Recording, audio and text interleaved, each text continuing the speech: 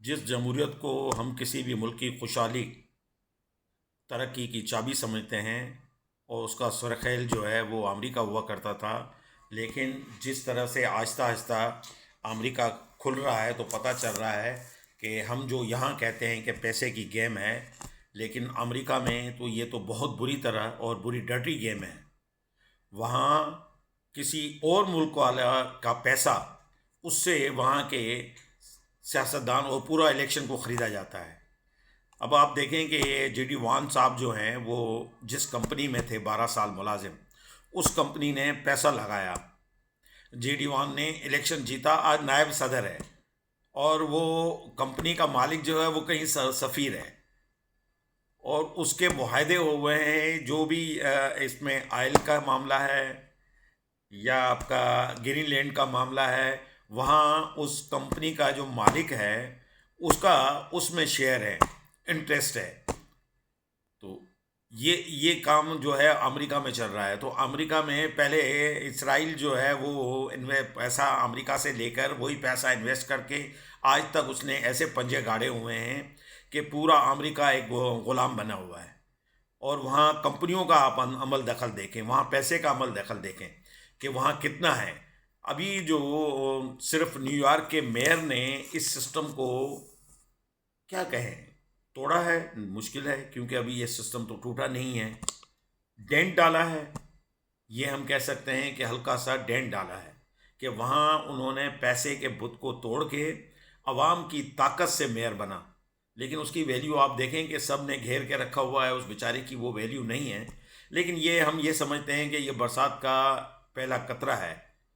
क्या पता कि अमेरिका आज़ाद हो और अमेरिका का बिहेवियर ये न रहे जो इस वक्त है, क्योंकि इस वक्त बिहेवियर में सबसे ज़्यादा जो है वो कंपनियां जो पैसा कमाने की दौड़ में हैं, उनका हाथ है।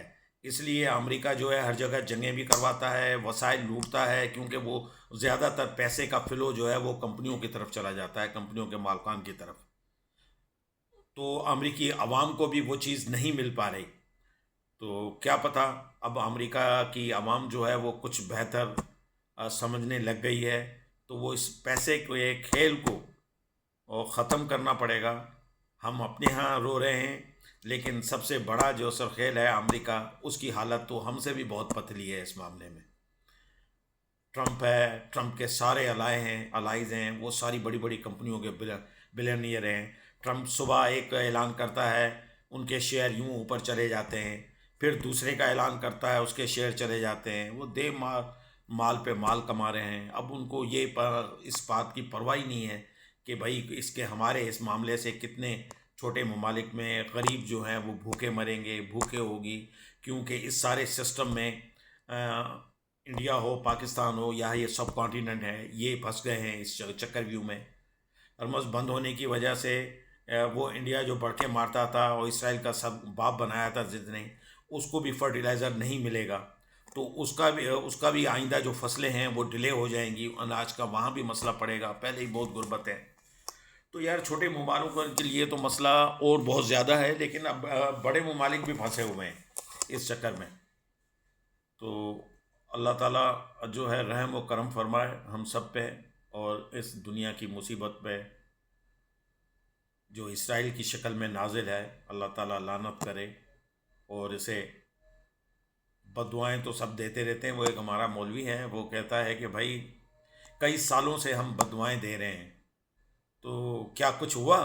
वो कह रहा है कि भाई हम मस्जिद में इतनी मस्जिदें हैं, इतने मौलवी हैं और इतने जुम्मों में हर दफ़ा हम जो है खुतबे के सब तकरीर में जो है उसके ख़िलाफ़ बद्दुआएं देते हैं। कह रहा है भाई वो आज तक नहीं हुआ। तो अब लग रहा है कि वो दुआएं देर से हैं लेकिन असर ज़रूर करती हैं, और दुआ के साथ दवा भी होनी चाहिए, तो इंशाअल्लाह जल्दी असर करेगा। आमीन सुम्मा आमीन। वालेकुम सलाम वरहमतुल्लाहि वबरकातुहू।